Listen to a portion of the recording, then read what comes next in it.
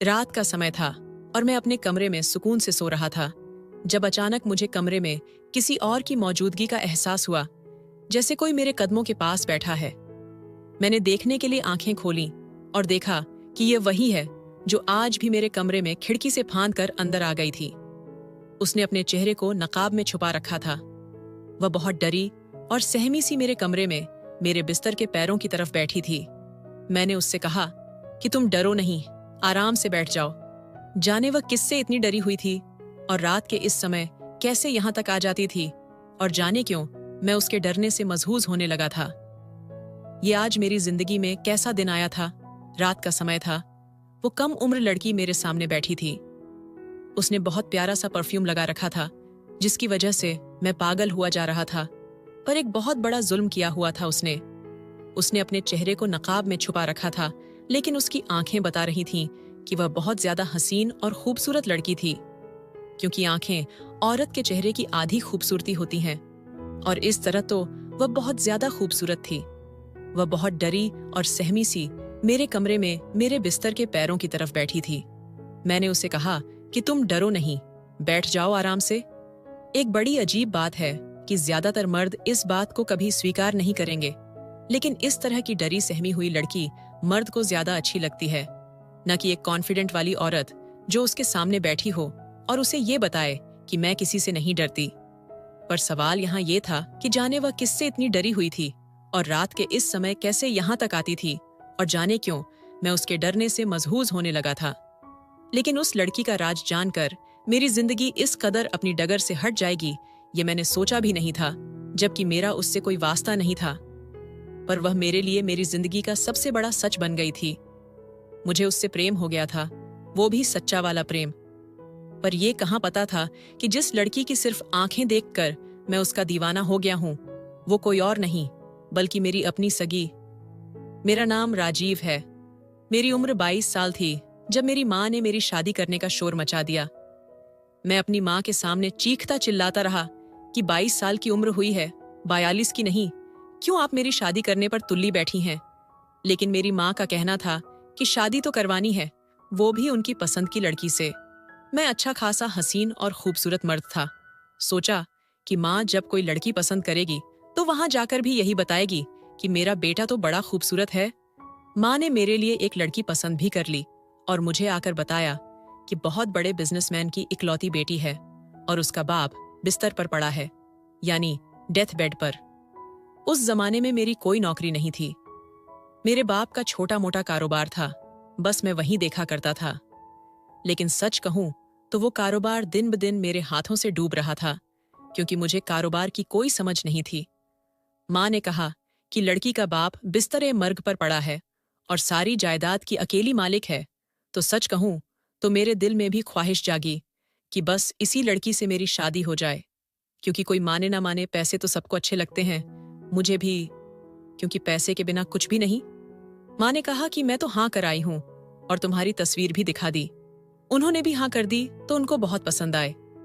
मैंने उनसे कहा कि मुझे भी लड़की की तस्वीर दिखा दें, तो माँ का कहना था कि तुमने तस्वीर देखकर क्या करना है पागल, तू बस उसकी दौलत देख, पैसे देख, तुझे तो और कुछ सोचना भी नहीं चाहिए। अरे, अगर लड़की की एक टांग भी नहीं हो तब भी तुझे हाँ ही कहना चाहिए। मैंने कहा, माँ कहीं वाकई उसकी एक टांग तो नहीं है? तो मेरी माँ हंसने लगी कि क्या मैं तेरी शादी एक टांग वाली लड़की से करवाऊंगी? उसका बाप बीमार है, इसलिए वो चाहते हैं कि इसी महीने शादी हो जाए। बस अब देख लेना अपनी पत्नी को। वैसे भी हमारे जमाने में तो यही होता था, ये तुम लोगों ने ही आजकल नए रिवाज निकाल लिए हैं। अब क्या तुम 5 दिन भी इंतजार नहीं कर सकते? बस यूं समझो 2-4 दिन में शादी है तुम्हारी और लगन है तुम्हारा। मैंने माँ से कह दिया कि ठीक है, मुझे कोई परेशानी नहीं है। मुझे मेरी माँ पर भरोसा था, क्योंकि इससे पहले भी वो मेरे लिए लड़कियां देख चुकी थीं और उनको भी लड़की मुश्किल से ही पसंद आती थी। चाहता तो मैं भी यही था कि मेरी शादी बहुत धूमधाम से हो, दोस्तों के साथ कव्वाली नाइट मनाऊं और मजे करूं। लेकिन फिर सोचा कि जिस लड़की से मेरी शादी हो रही है वो तो सोने की चिड़िया है। जब उसका बाप इस दुनिया से चला जाएगा तो सारी दौलत उसकी और उसके जरिए मेरी ही हो जाएगी। फिर तो मेरी जिंदगी की हर शाम पार्टी जैसी होगी, तो मुझे परेशान होने की जरूरत ही क्या है। मैं तो बहुत खुश था। यूं समझो कि खुद को ऐसा बादशाह महसूस कर रहा था जिसका जल्दी ही ताजपोशी होने वाली थी और उसे एक शहजादी भी मिलने वाली थी। ये बात थोड़ी अजीब थी कि मेरी माँ ने मुझे भी तो लड़की को देखने नहीं दिया था, यहाँ तक कि उसकी तस्वीर भी नहीं दिखाई दी। लेकिन अमीर लोग तो ज्यादातर खूबसूरत ही होते हैं क्योंकि वे अपना बहुत ख्याल रखते हैं। ये तो गरीब होते हैं जिनके पास खाने को भी पैसे नहीं होते, तो फिर अपना ख्याल कैसे रखेंगे। इसलिए मुझे पूरा यकीन था कि लड़की बहुत ज्यादा खूबसूरत होगी और मुझे परेशान होने की कोई जरूरत नहीं है। बल्कि अगर मेरी माँ मेरे लिए रिश्ता नहीं देखती तो मुझे कोई आसपास की लड़की ही मिलती जिसने ज्यादा से ज्यादा मेकअप किया होता और बस उसके साथ मेरी जिंदगी गुजर जाती। और उसमें एक ही खूबी होती कि वो खाना बहुत अच्छा बनाती। पर यहाँ तो मुझे पापा की प्रिंसेस मिल रही थी, इसलिए मैं बहुत ज्यादा खुश था। शादी की रात तक अपनी दुल्हन को नहीं देखा और जब देखा तो हालत ऐसी हो गई कि जैसे आज तक किसी दूल्हे की नहीं हुई होगी। मैंने अपनी हीरा नाम की दुल्हन को अपनी सुहागरात पर ही देखा था।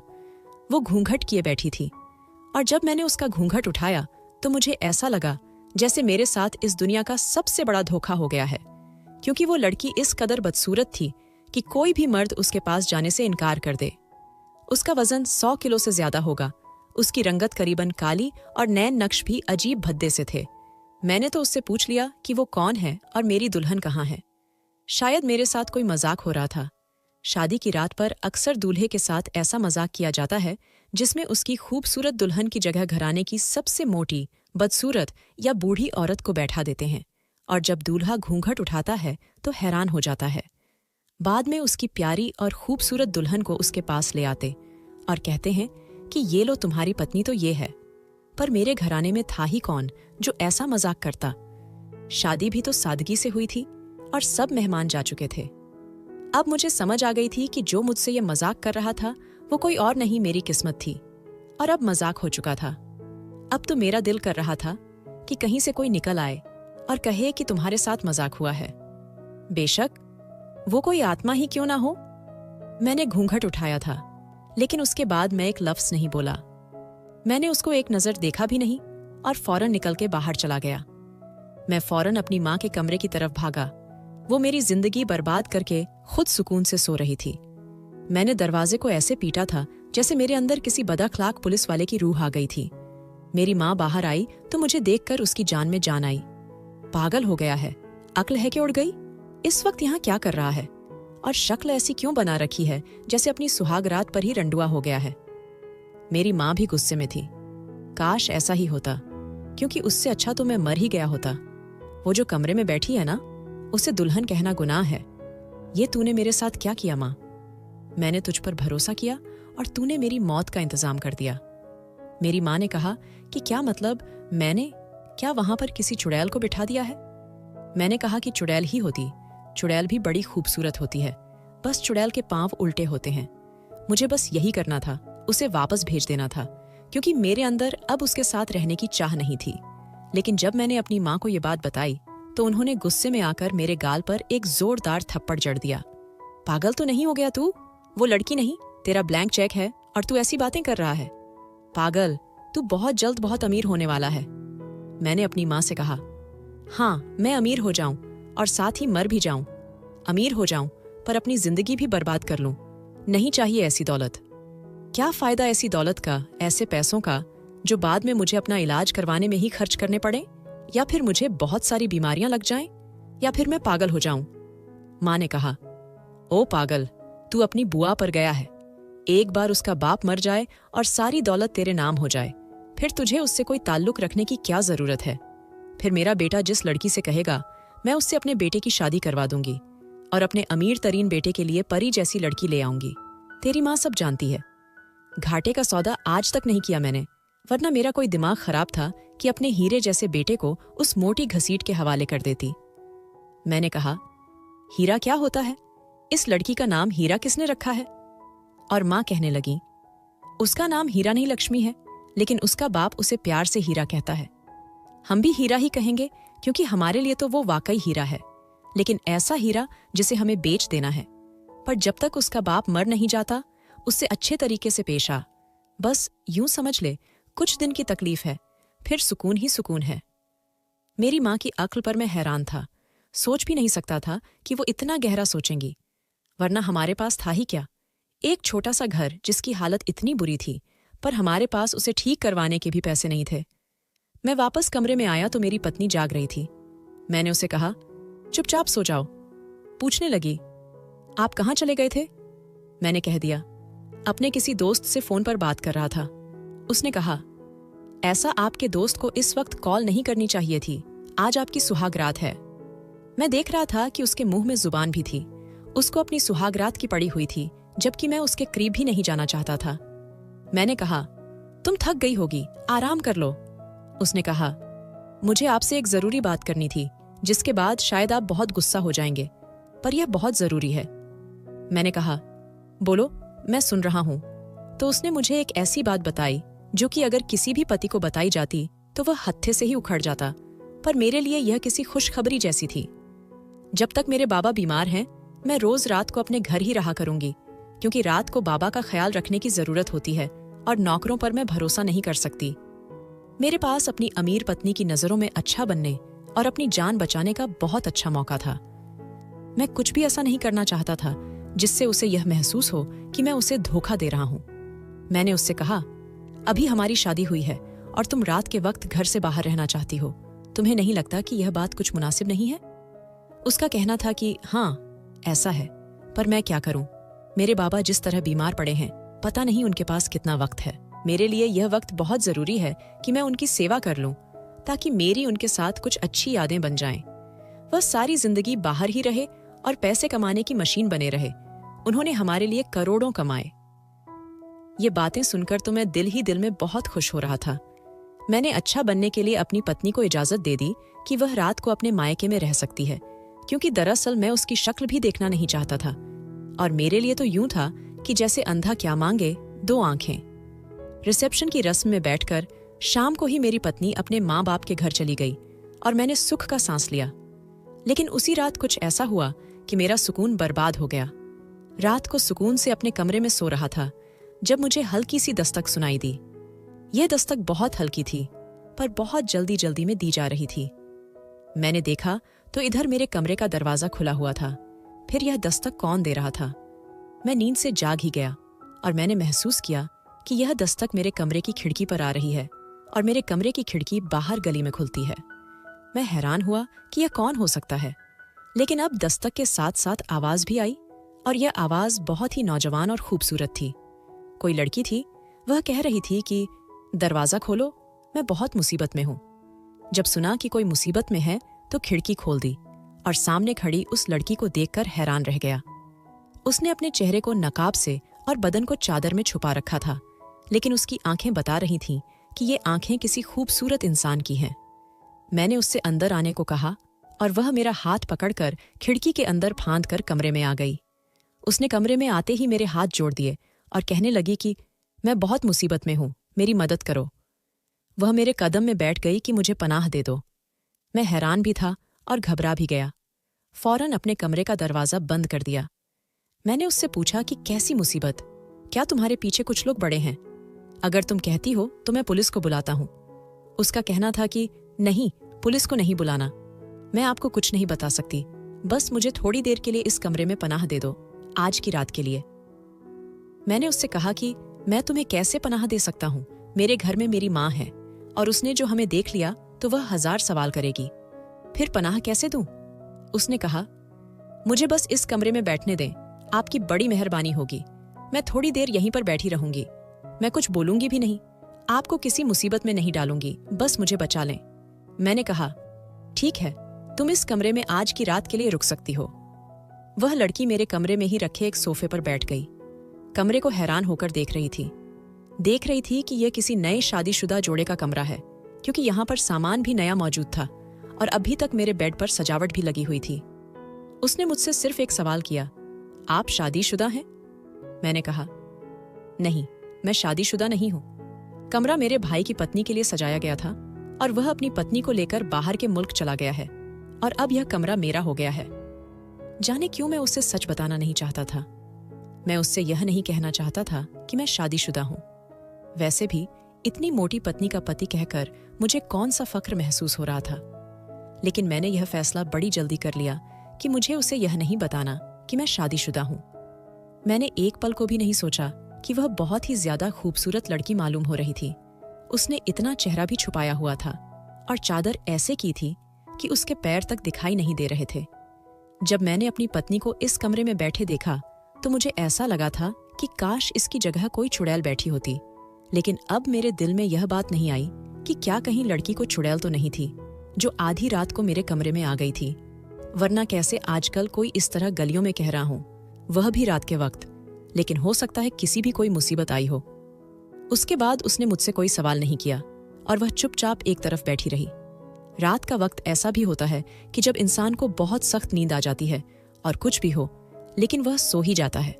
लेकिन मुझे उस वक्त भी नींद नहीं आ रही थी क्योंकि मेरे कमरे में एक लड़की बैठी थी जो निहायत हसीन थी। मैं बार बार नजर बचाकर उसे ही देख रहा था। मैं कमरे से बाहर नहीं जा सकता था कि उसके लिए खाने को कुछ ले आऊं। कमरे में पानी रखा था, उसने पानी भी नहीं पिया क्योंकि उसे पानी पीने के लिए अपना नकाब हटाना पड़ता और शायद वह अपना नकाब नहीं उठाना चाहती थी। जैसे ही सुबह की रोशनी फैली मेरी आंख लग गई थी। मुझे पता ही नहीं चला कि मुझे कब नींद आ गई। मेरा इरादा तो यही था कि मैं सुबह तक जागता रहूंगा क्योंकि वह मेरे कमरे में बैठी थी और ऐसे मुझे सोना नहीं चाहिए था।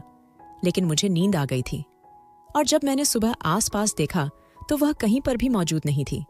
वो कमरे से निकलकर खिड़की के रास्ते ही वापस चली गई। मैं यही सोच रहा था कि यह मेरे साथ हुआ क्या, कि एक अनजान लड़की ने सारी रात मेरे कमरे में गुजारी लेकिन मैं उसकी शक्ल भी न देख सका। उसके वजूद से उठने वाली खुशबू अभी भी मुझे मेरे कमरे में महसूस हो रही थी। अभी मैं नींद से जागा ही था और अपने ही दिल में हंस रहा था कि मेरी पत्नी ने दरवाजा खोला और मैं चौंक उठा।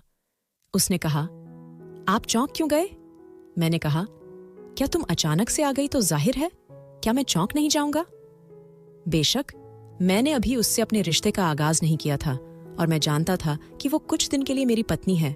लेकिन अचानक से उसकी आमद से मैं चौंक गया था क्योंकि अगर वो देख लेती कि मेरे कमरे में कोई लड़की है तो वो गुस्सा होती और शायद मुझसे रिश्ता तोड़ देती। और अगर ऐसा हो जाता तो फिर मेरे हाथ आई सोने की चिड़िया तो उड़ जाती।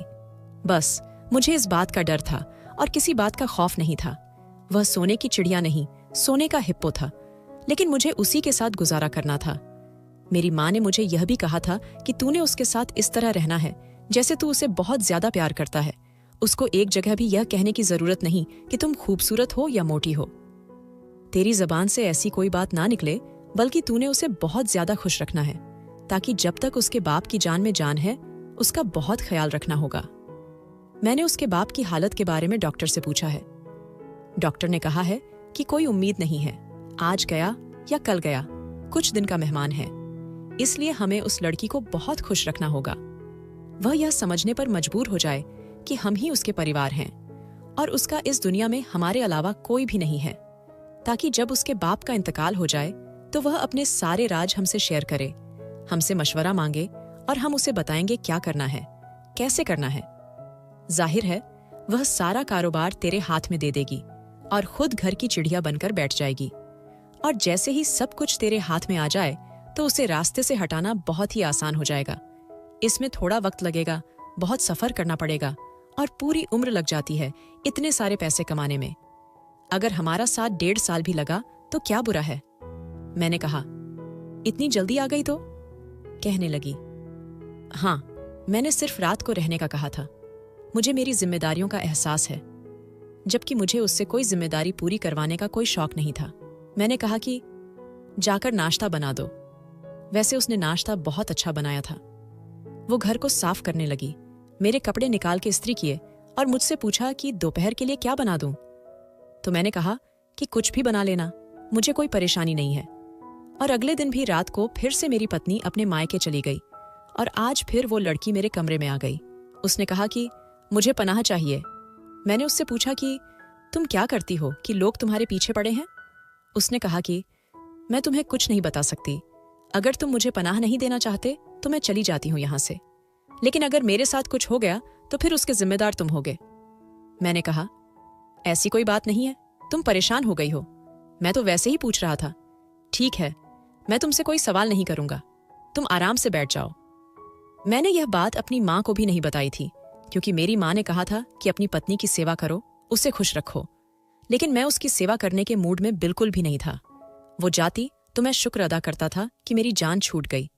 लेकिन पूरा दिन मेरी बहुत सेवा करती थी, मेरे जूते तक साफ करती थी, मुझसे हर बात पूछती थी, लेकिन उसकी तरफ गौर से देखा ही नहीं था।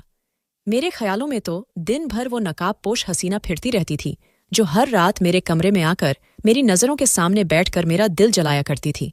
एक दिन मेरी पत्नी ने कहा कि आज मैं नहीं जाती, आज मेरा दिल नहीं कर रहा, आज मैं आपके पास ही रहूंगी। लेकिन यह सोचकर तो मैं थरथर कांपने लगा कि अगर आज वो लड़की दीवार फांद कर अंदर आ गई तो अपनी पत्नी को क्या जवाब दूंगा? मेरे हाथ से निकल जाएगी। मैंने कहा कि नहीं, तुम चली जाओ, तुम्हें जाना चाहिए। तुम्हारे पापा को तुम्हारी जरूरत होगी। ऐसे कैसे हो सकता है कि बीमार बंदा हो और हर रोज एक काम की आदत हो? वो तुम्हारा उनके साथ रहना जरूरी है, तुम्हारे साथ से उनको खुशी मिलती होगी। तुम आज नहीं जाओगी, और अगर उनको आज रात कुछ हो गया तो? उसने मुझे अचानक घूर कर देखा कि जैसे कह रही हो कि किस किस्म की बातें कर रहे हो। मैंने कहा कि मेरा यह मतलब नहीं था, लेकिन देखो, उनकी हालत ऐसी है कि जब कोई शख्स ऐसे बिस्तर मर्ग पर पड़ा हो तो फिर उसका क्या पता चलता है? कहीं ऐसा न हो कि आज की रात उनकी आखिरी रात हो और तुम आखिरी बार उनसे मिल भी ना पाओ। मैंने अपनी पत्नी को बहुत डरा दिया। मेरी पत्नी मान गई कि आप ठीक कह रहे हैं, मुझे जाना चाहिए, लेकिन इस दफा मुझे खुद छोड़कर आएं, मेरे बाबा से भी मिल लीजिएगा। मैंने कहा, हाँ, क्यों नहीं, आपको खुद ही छोड़कर आता हूं। मैं अपनी पत्नी को छोड़ने गया। थोड़ी देर ससुर के पास भी बैठ गया। उनकी बातें मुझे बिल्कुल भी अच्छी नहीं लग रही थीं। मैं बोर हो रहा था, लेकिन सुन ली और फिर वापस आ गया। और आज की रात भी वो लड़की घर में ही आ गई थी, लेकिन आज मेरे जज्बात मेरे काबू में नहीं थे। मैंने बड़ी मुश्किल से अपनी पत्नी को निकाला था और मैं इस बात पर बहुत खुश था। आज वो लड़की अपनी जगह पर ही आकर बैठ गई। मैं उससे बातें करने लगा। मैं बात से बात निकालकर उसे बातों में मशरूफ था। मैं चाहता था कि वो बोलती रहे और मैं सुनता रहूं। यूं तो उसने बुर्का पहन रखा था, लेकिन महसूस होता था कि वो बहुत ही दुबली पतली और प्यारी सी लड़की थी। उसकी आंखें बेहद खूबसूरत और उसके हाथ गोरे गोरे थे। उसकी निस्बत मेरी पत्नी तो बहुत ही मोटी और उसके हाथ भी अजीब फूले हुए थे। वैसे मैंने अपनी पत्नी को कभी इतना गौर से नहीं देखा था जितना उस लड़की को देख रहा था। बिलाखिर उसने कह दिया कि अगर इस वक्त आपकी पत्नी आपके कमरे में आ जाए तो क्या करेंगे? मैंने कहा कि मेरी कोई पत्नी नहीं है। तुम्हें किसने कहा कि मेरी पत्नी है? उसने कहा कि मैं छोटी बच्ची नहीं हूं। मुझे पता है कि आपकी शादी हो चुकी है और यह कमरा आपका कमरा है। खैर, आपने मुझसे झूठ बोला तो कोई बात नहीं, हो सकता है मैंने भी आपसे कोई झूठ बोला हो। शादी की रात तक अपनी दुल्हन को नहीं देखा, और जब देखा तो हालत ऐसी हो गई कि जैसे आज तक किसी दूल्हे की नहीं हुई होगी। मैंने अपनी हीरा नाम की दुल्हन को अपनी सुहागरात पर ही देखा था।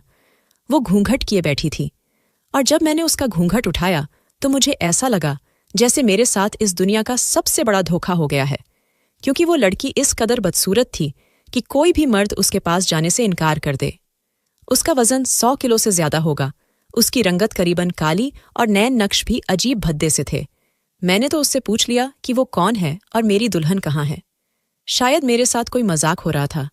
शादी की रात पर अक्सर दूल्हे के साथ ऐसा मजाक किया जाता है जिसमें उसकी खूबसूरत दुल्हन की जगह घराने की सबसे मोटी, बदसूरत या बूढ़ी औरत को बैठा देते हैं, और जब दूल्हा घूंघट उठाता है तो हैरान हो जाता है।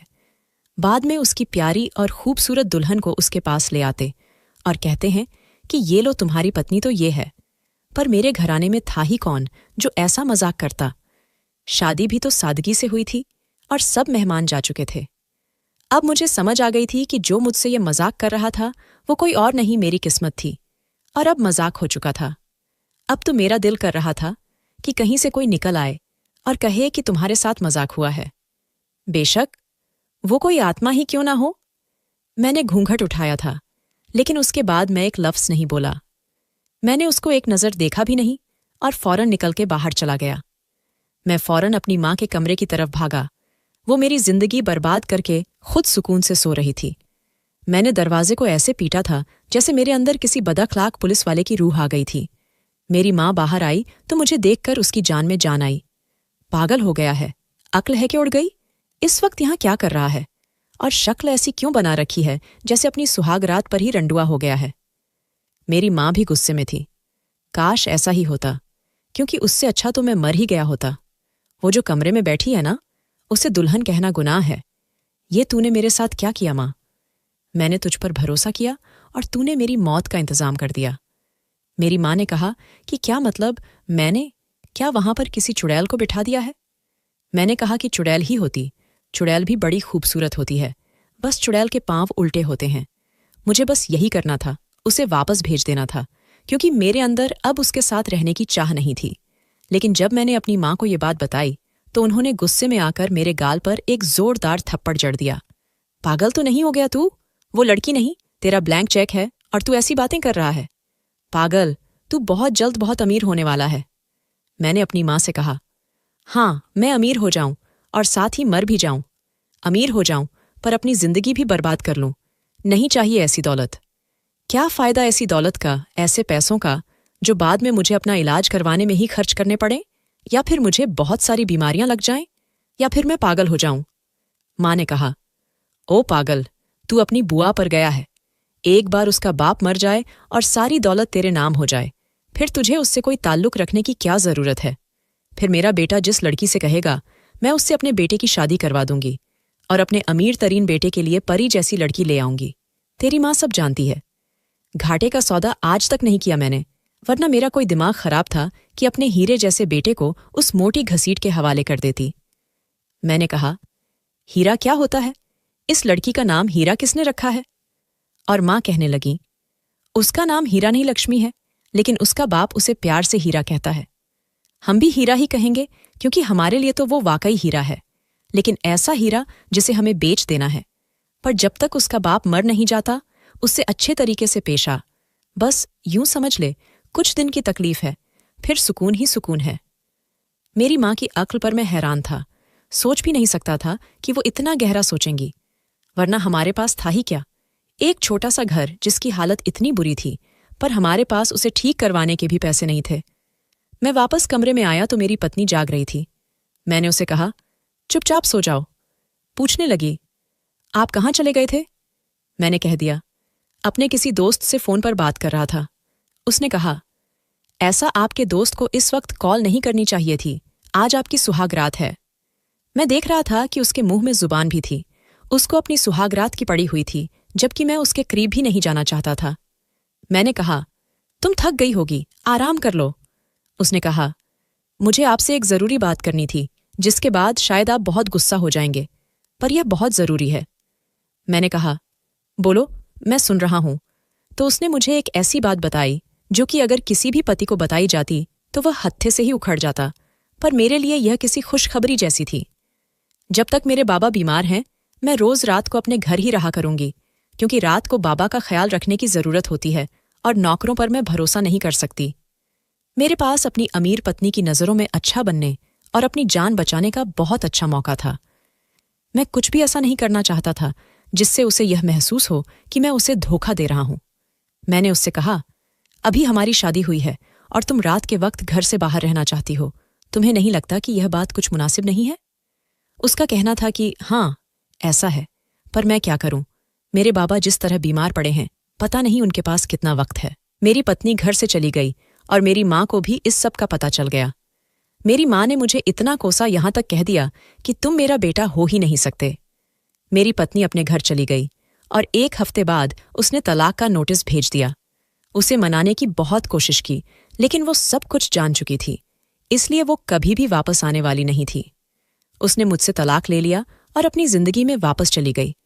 फिर मुझे पता चला कि उसके बाप भी ठीक हो गए और उसकी बीमारी खत्म हो गई, और अब वो फिर से किसी इंसान के साथ शादी कर रही है जो उसकी तरह का बहुत अमीर है। मैं बस इतना कहना चाहूंगा कि मैं लालच में आकर सबसे पहले अपनी पत्नी की नजरों में गिर गया और सारा कुछ खराब हो गया। सच कहते हैं, लालच बुरी बला है। दोस्तों, वीडियो कैसा लगा? कमेंट करके जरूर बताएं। वीडियो को लाइक और चैनल को सब्सक्राइब जरूर करें।